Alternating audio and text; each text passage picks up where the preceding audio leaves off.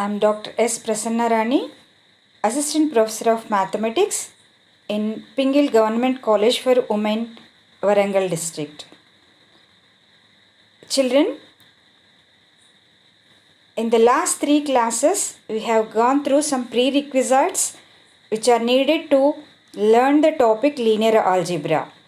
Now, I want to go through the third and fourth topics that are required as prerequisites for linear algebra topic. And third topic constitutes the topic determinants, and the determinants you have already come across in your intermediate. We now just recall what are determinants and what are the properties of determinants. And the term determinant or the concept of determinant was considered as early as late 17th century. Late 17th century means at the end of 17th century, the concept of determinants or the idea of determinants was considered by Japanese mathematician Seki Takakaju and German mathematician Gottfried Leibniz. And these are the two mathematicians who developed introduced the idea of determinants. And they assigned, how did they introduce this term determinant or the idea of determinant?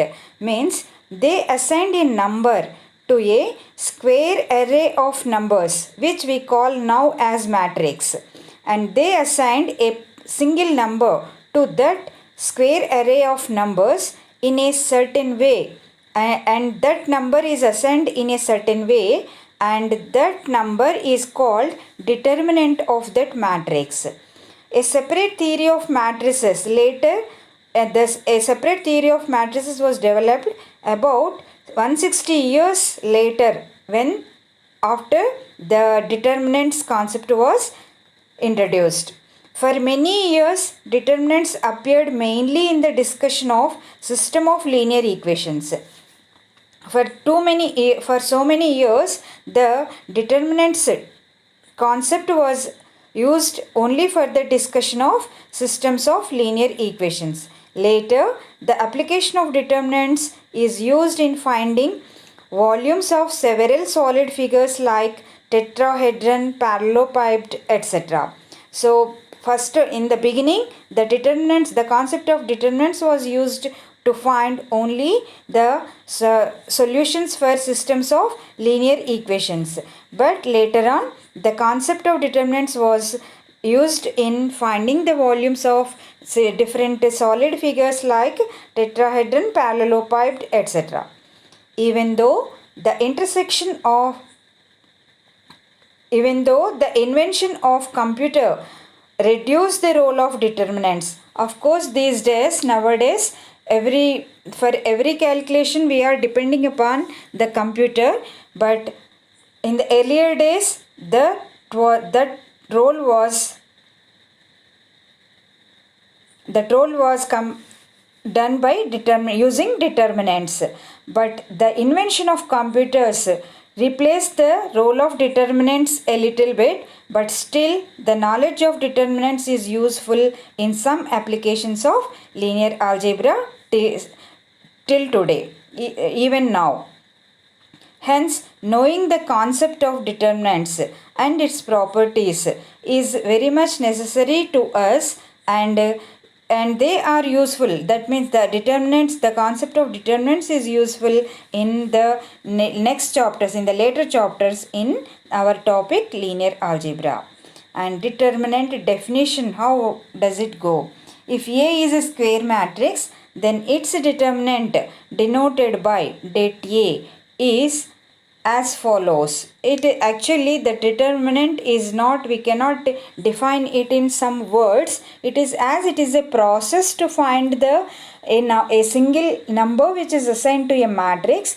That process has some steps to go through, and these are the determinant can be found in some steps, and how that steps to come to a conclusion of the steps, how that can lead to finding the determinant of a matrix that we can see here. I will start with a single element matrix and how its determinant can be found, that we will see now. So in the first point, I have taken a matrix capital A is equal to a matrix consisting of a single element A and its order is 1 by 1. That means it has a single row and single column. Then the determinant of this square matrix is taken as det A is equal to the element itself, and that means A, small a itself, the element small a itself is the considered as the determinant of the matrix A of order 1 by 1. And in the second point, let us take a 2 by 2 matrix, a square matrix of order 2, and I have taken the elements as A is equal to A1, B1 in the row, and in the second row A2, B2, and this is a 2 by 2 matrix. And how the determinant of this 2 by 2 matrix is defined, let us see. Det A is defined as A1 B2 minus A2 B1. In the cross multiplication, the first row first column element to the second row second column element, for that cross multiplication we should write that product first, then minus of the first row second column element with the second row first column element, that is A2 B1. If we subtract these two products one from the other, then we get the value of det A, the value of determinant of the matrix A when it is a 2 by 2 matrix. I have given you an example here to understand the process. If A is equal to 2 minus 5 3 4, those are the entries of the matrix A when it is a 2 by 2 matrix, then det A can be found like this. Det A is equal to, by above concept, it should be A1 B2 minus A2 B1. That means 2 into 4 minus 3 into minus 5, and we can calculate it very easily, and here it is equal to 23. If in the third point, I have taken a 3 by 3 matrix. If A is a square matrix of order 3, then take it as I have taken the matrix A as like this. A is equal to A11, A12, A13 in the first row, A21, A22, A23 in the second row, A31, A32, A33 in the third row. In general, it is Aij with the order 3 by 3. So capital A is a square matrix of order Aij and denotes the next order submatrix, and take another smaller matrix denoted by capital A11. What does this capital A11? To calculate the determinant of the 3 by 3 matrix, we need some submatrices too. And what are the submatrices? For example, I will give you A11. We need 3 submatrices. I am talking about A11 now, capital A11. What is this submatrix capital A11 means? It is obtained by, it is a 2 by 2 matrix first of all, and it is obtained by deleting the first row and first column from the given matrix A. Whatever be the elements remaining, taking them in the same order without changing them, that gives you that capital A11. Here A11 denotes the submatrix with the elements A22, A23, A32, A33. This we got by excluding the first row and first column elements from the given matrix A. Then like this we can have the submatrix A12 at that is which is related to the first row second column element, that is small a12, and if we take the submatrix related to that element, we have to exclude the first row and second column. then we will get A capital A12 submatrix as A21, A23, A31, A33, which is a 2 by 2 matrix. In the same way, we can have capital A13. Capital A13 is the submatrix corresponding to the element in first row third column, that is small a13, and if we delete the first row and third column from the matrix A, then we will be left with a submatrix of order 2 by 2, which comprises of the elements A21, A22, A31, A32. As we have learned how to calculate the determinant of a 2 by 2 matrix in the second point, when it is a1 b1 a2 b2, the det A, we have seen that it is equal to a1 b2 minus a2 b1. That means we know how to calculate the determinant of a 2 by 2 matrix. So here now we have taken three 2 by 2 matrices, capital A11, capital A12 and capital A13. Now the determinant of the given 3 by 3 matrix, which is denoted by det A, will be equal to small a11, which is the first row first column element, multiplied by its corresponding submatrix determinant. That means a11 into det capital A11. Then we have to take a minus sign for the middle element, the second element in that column, in that row. Then the second element is A12 in the matrix, whose position is first row and second column. And if we take that element, then we have to take minus sign for that, and we can understand why should we take minus sign in the next step. Now let us see what are we taking the det A formula as. Det A, we are taking it as A11 det A11 minus A12 multiplied by the corresponding submatrix determinant, that is det A12, plus A13 multiplied by the corresponding 2 by 2 submatrix determinant, that is det A13. So if we calculate this value and that corresponds to that will be the determinant of the given matrix A. In general, this can be written as in sigma form. Det A is equal to sigma j is equal to 1 to 3 minus 1 power 1 plus j. As minus 1 power 1 plus j, when we take j value 1, that will be minus 1 whole square. So first element will have positive sign. Then when j is equal to 2, then the minus 1 power 1 plus 2 gives you minus 1 whole cube, and that is the reason we will get minus sign for the second element and second term. And when we take j is equal to 3, it will be minus 1 power 1 plus 3, that means minus 1 power 4, which is positive. That is how the third term is again positive. So only the second term will be negative in the determinant in the above condition. So det A is finally equal to sigma j is equal to 1 to 3 minus 1 power 1 plus j small aij det capital Aij. Or if we want to say it elaborately, det A will be equal to small a11 det a11 minus a12 det a12 plus a13 det a13.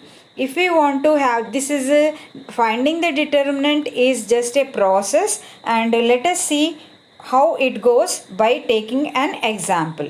So take a 3 by 3 matrix like this. A is equal to, when I read the row wise, it will be 1 3 2 4 minus 2 0 5 2 minus 1. That is the matrix A, which is of order 3 by 3. It is a square matrix first of all.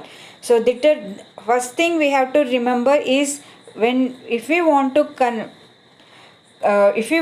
find the determinant of a matrix, that matrix should first of all be a square matrix. Otherwise, the determinant has no meaning to other rectangular matrices or any other matrix other than square matrix. So if A is equal to this one with which is a 3 by 3 matrix, then det A is equal to 1 into the first row, first column element 1 into the submatrix, that is minus 2, 0, 2, minus 1, and that's determinant can be found as minus 2 into minus 1 minus 2 into 0 by using the concept of finding the determinant of a 2 by 2 matrix. In that way, substituting what is a small a12, capital A12 plus small a13 and capital A13 in related to this problem, we can get det A value as 50. Now let us move on to the next order of the matrix. How can we find the determinant of a matrix with more than 3 by 3 order, or in general how can we find the determinant of a matrix with which is a square matrix of order n by n? For that we are trying to get a general formula that I have explained here in fourth point. If A is a square matrix of order n by n, where capital A is equal to Aij, then the determinant of capital A is the sum of n terms of the form. Sum of n terms of the form. Det A, we have seen that it is sum of 3 terms in 3 by 3 matrix. Now, in general, I am saying that it is, if it is n term A is of order n, then we say the determinant of A is the sum of the n terms of the form plus or minus small aij into det capital Aij, and with the plus and minus signs alternatingly. First term takes plus sign, the second term takes minus sign, third term takes plus sign, and the fourth term takes minus sign, and it goes like that. So in the alternate way, we have to take plus and minus sign, and starting with plus sign only. Where the entries small a11, a1, small a12, so on, small a1n are from the first row of the matrix A.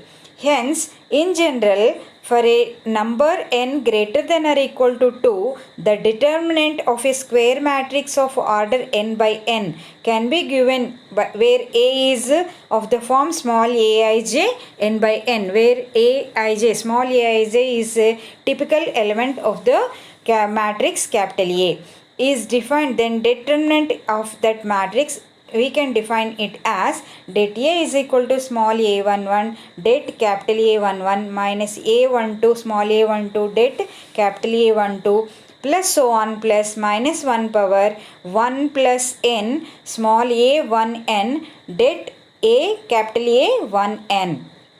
So if it is a matrix of order 1, then we have to take only the first term. If it is of the matrix of order 2 by 2 or a second order square matrix, then det A consists of only 2 terms of this formula. And if it is a 3 by 3 matrix, then there will be 3 terms. N takes value up to 3, and there will be 3 terms in the det A.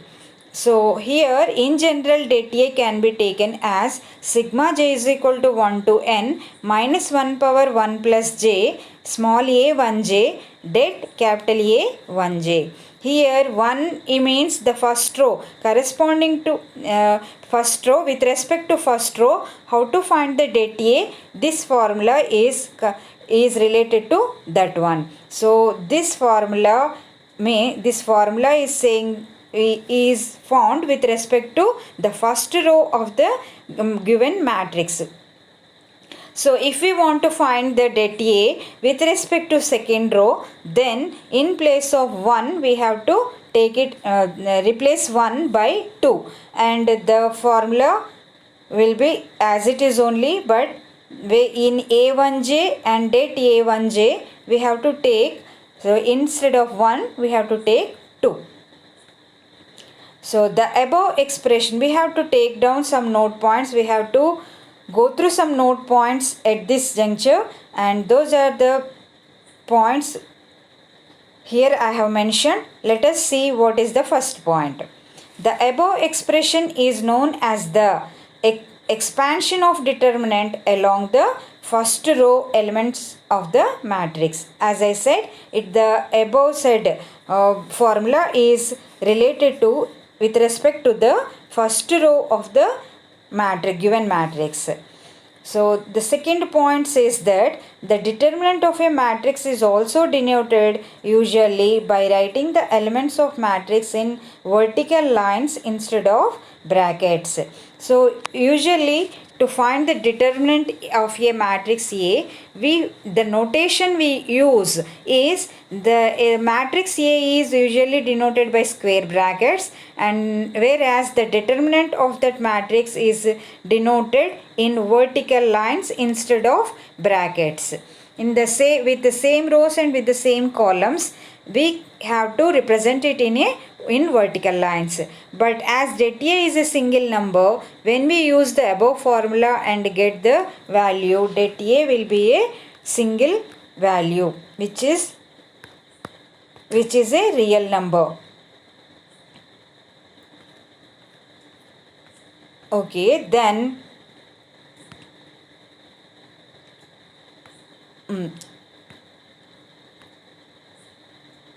so in this example the det A value I got as minus 86.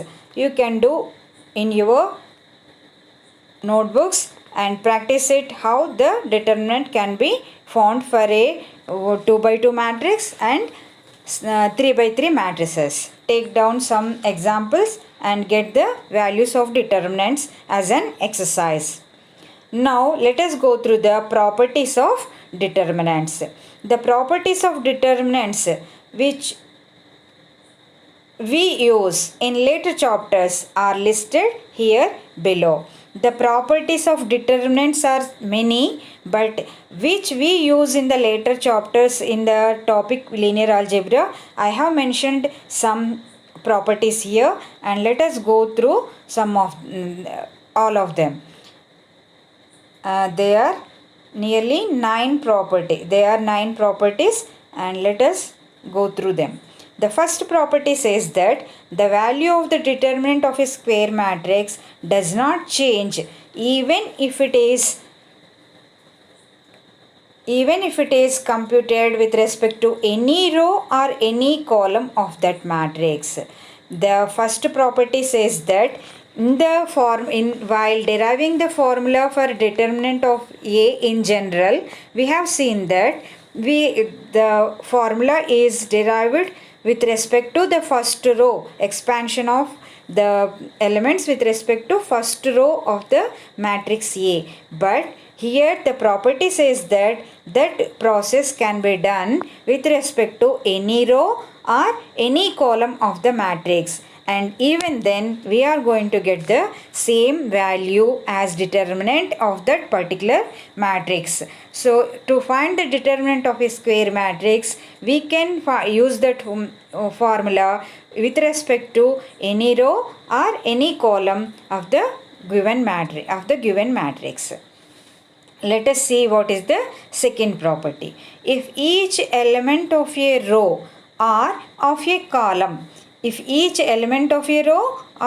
a column of a square matrix is 0, and each row and each column, that means every element, in other words we can say that if every element of the matrix A is 0, then the determinant of that matrix is 0. If each and every element of the matrix is 0, then the determinant of that matrix, we can say that it is also 0. And third property says that if two rows or two columns of a square matrix of the given matrix are interchanged, that means first, for example, the first row is replaced with second row and second row is replaced with the first row, then what happens means the determinant sign value takes opposite sign. That means the determinant changes its sign.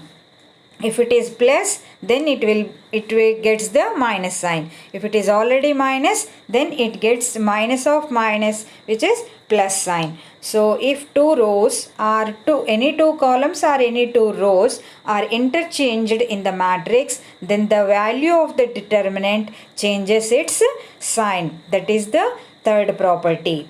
And next, what is the fourth property? If each element of a row or of a column of a square matrix is multiplied by a number k, if each row or each column means that means every element of the matrix A is matrix A or whatever be the given matrix. If each and every element of the given matrix is multiplied by a scalar k, then while finding the determinant, we can see that the determinant of the matrix is obtained by k times the determinant of the given matrix. Actually, this is not multiplying each and every element of the row or each and every element of the matrix, but it is multiplying any row or any column of a matrix by a number k, then the whole value of the determinant of that matrix will be multiplied by the value k. If we are for example, if we are multiplying the first row by a number 2, first row elements, whatever be the elements in first row of the given matrix, if we are multiplying that first row only by 2, then by a number 2, then the determinant value of that matrix will be multiplied by the value 2. That is the property 4. And next, fifth property. If fifth property of the determinant says that if A is a square matrix of order n and small k is a scalar, then the determinant of Ka means here now Ka means every element of the matrix is multiplied by each and every element of the matrix is multiplied by the number k. If we multiply each and every element of any row or any column, all the elements of the matrix with the number k, and then if we find the determinant of that newly formed matrix Ka, then that will be equal to k power n into determinant of the original matrix A, and where n is the order of that square matrix. And here this is the one important property. So det Ka will be equal to k power n det A, where n is the order of the given matrix. So next property says that if two rows or two columns of a square matrix are identical, if in the given matrix, if any two rows or any two columns are same, then the determinant of that matrix will be 0. So if in a matrix, if any two rows or any two columns, are same means every corresponding element is same. So if two rows or two columns are equal, then the determinant of that matrix is 0. Next, seventh property says that if the corresponding elements of two rows or of columns of a square matrix are in the same ratio, then the determinant of that matrix is 0. Not only the corresponding elements of two rows are same, but if even the ratio of the corresponding elements of two rows or the ratio of corresponding elements in two columns, any two columns is same, then the determinant of that matrix will be 0. If next property says that if capital A is a triangular matrices are of two types, upper triangular matrix and lower triangular matrix. Upper triangular matrix means all the elements in the principal diagonal and above it will be non-zero, and maybe there may be some zero elements, but there should exist non-zero elements in a principal diagonal and above the principal diagonal elements, and all the elements below the principal diagonal elements, if they are zeros, then it is called upper triangular matrix. And in the same way we can define the lower triangular matrix. Now the determinant of such triangular matrices will be equal to the product of the diagonal elements. So in upper triangular matrix and in lower triangular matrix, the determinant value of that matrix will be equal to the product of the diagonal, main diagonal or principal diagonal elements. And the last property of the determinants that we should know is, if A and B are square matrices of same order, if A and B are two square matrices with same order, then determinant of the product AB is equal to the product of determinants of A and B separately. That means det AB is equal to det A into det B. So all these properties somewhere are somewhere in we have to use while studying linear algebra topic in the later classes. And the fourth prerequisite for the topic linear algebra is the terms consisting of row reduction and echelon forms. Actually these are not much familiar to you, but you have already come across these things also, but we didn't use it in earlier classes. So I will explain it a bit elaborately, giving examples. Let us start now how it goes. Zero row means, first of all, to know what is row reduction and echelon forms, we should know two terms. That is, one of them is zero row and the other one is non-zero row. So what is a zero row? In a matrix, if a row contains all zeros, then it is called a zero row. And what is a non-zero row? If in a matrix a row which contains at least one non-zero entry is called a non-zero row. If in a row every element is 0, then it is called a zero row. And if in a row at least one non-zero element is present, then that is called a non-zero row. So next, let us see echelon form. Echelon form definition goes like this. Actually this is also a process just like determinant. So we should know the conditions how an echelon form of matrix should satisfy. So a matrix is said to be in echelon form or row echelon form, and row echelon form is usually simply said as echelon form. So a matrix is said to be in echelon form if it has the following properties. And what are those properties? First property says that all non-zero rows are above all zero rows. So in the matrix, all non-zero rows, I said non-zero row consists of at least one non-zero element.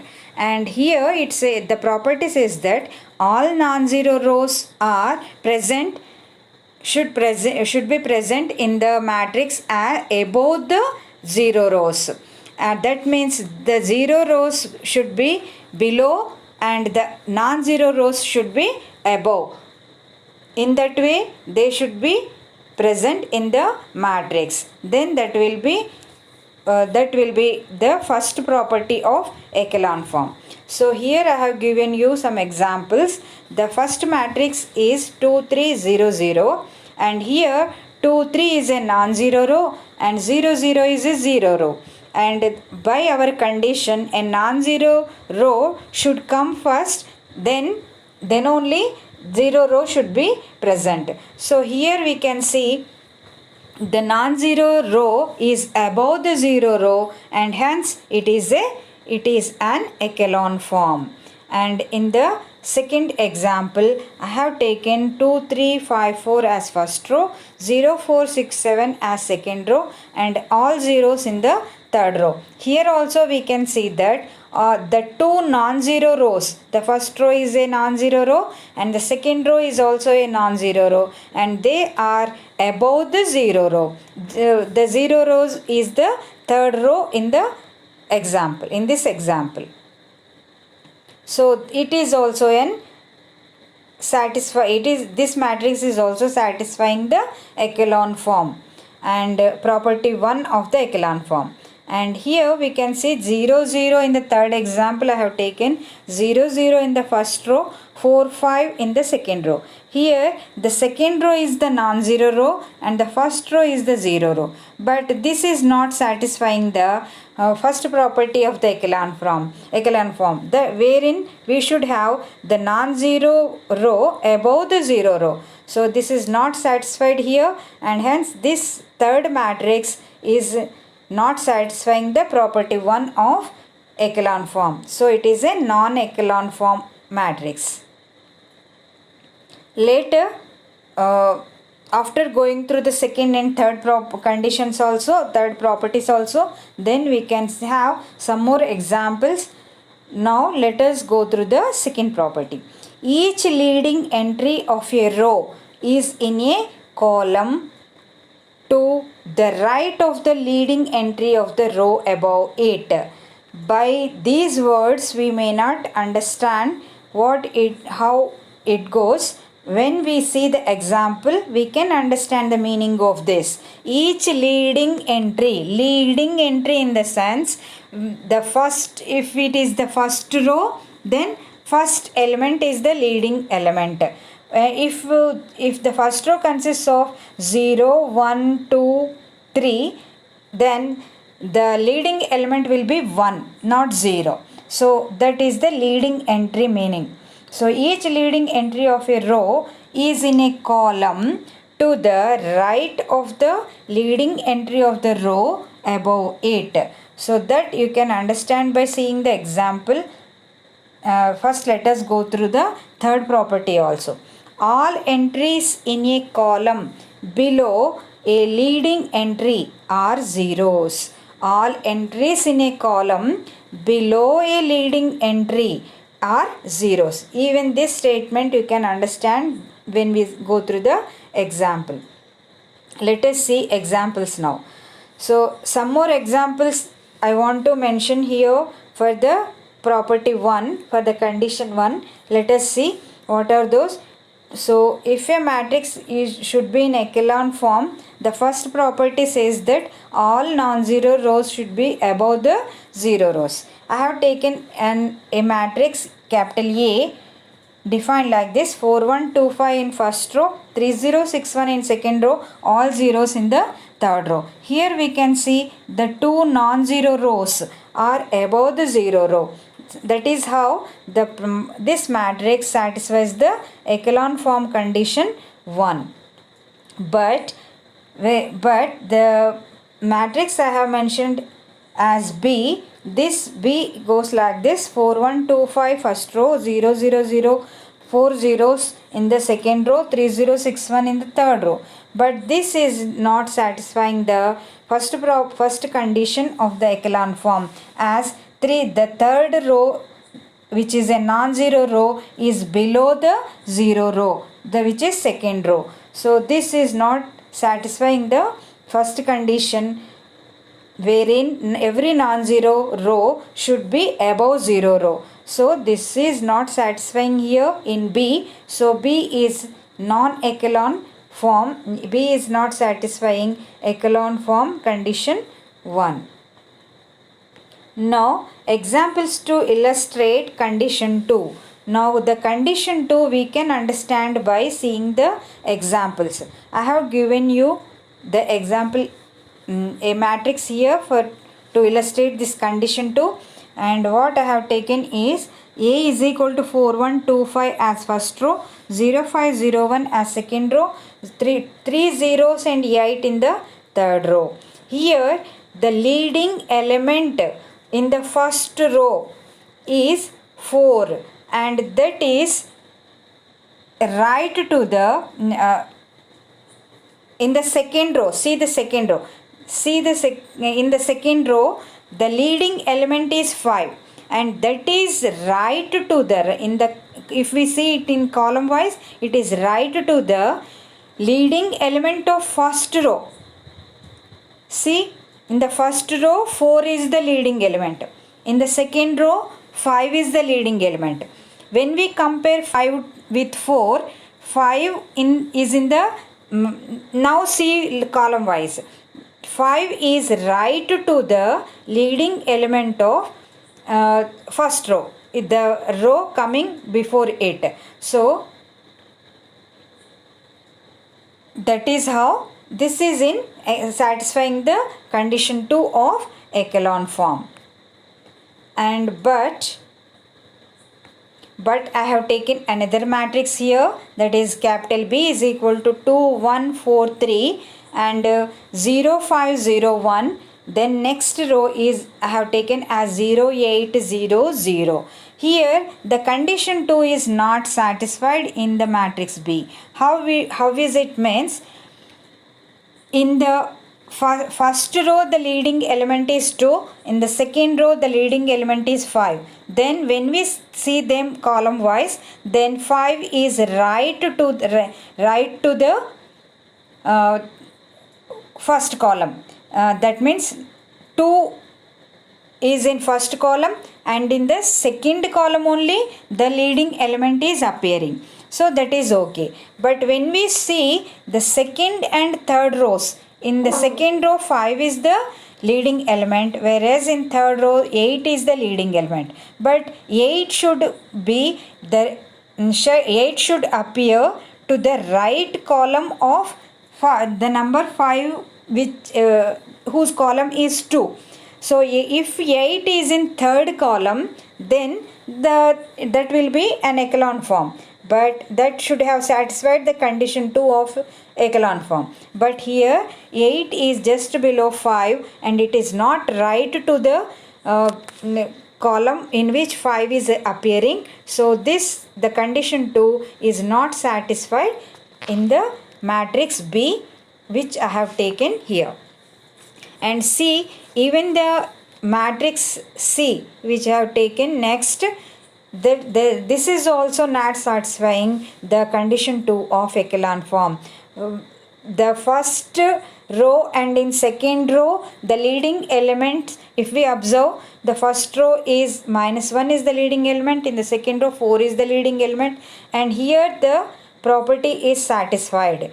But in the second, whereas in second and third row 8 is the leading element in third row, and which is not appearing right in the right column of the number 4. If 8 is in third column and leading element 0, if it is 0 0 8 0, then it will be satisfying the condition 2. But here 8 is left to the, instead of right, it is left to the column where 4 is present. So this is the condition 2 is not satisfied in the matrix C. So, and now the examples to illustrate the condition 3. Here capital A I have taken as 3 2 -1 5, and next 0 6 0 1, and next it is 3 zeros 4. But what is that third property says? Third property of echelon form says that all entries in a column below a leading entry are zeros. All entries in a column below a leading entry are zeros. If see in the first row, in capital A, in the matrix capital A, what is the leading element in first row? 3. And see whether all the elements below that leading entry in column are zeros. Yes, they are 3 0 0. So it is okay. And now in the second row, what is the leading entry? 6, the number 6 is the leading entry in second row, and see whether the numbers elements below 6 are 0. Yes, there is only one element below 6 and that is 0. So it is satisfied. And what is the, in third row we need not verify, because for the third row there is no row below 8. So the third property is satisfied in the matrix capital A. And now I have given one more matrix here. Capital B is equal to 6 minus 1 2 1 0 4 0 3 0 5 0 7. Now see the first leading element in the first row. The leading element in the first row, that is 6, and observe column wise whether the elements present below 6 are zeros. Yes, they are zeros. Therefore the condition is satisfied for the first row. Now go to the second row. Second row leading element is 4, but the element below 4 is not 0. It is 5 there. So the condition is not the condition 3 is not satisfied in the matrix B. So this is how echelon form, we have to understand the echelon form. So the three properties are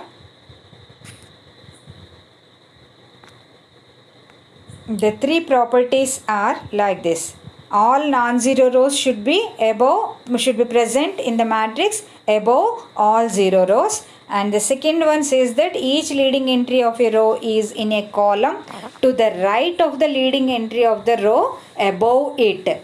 And all entries, the third property says that all entries in a column below a leading entry are zeros. So if all these three properties are satisfied in a matrix, and then we say that that matrix is in echelon form.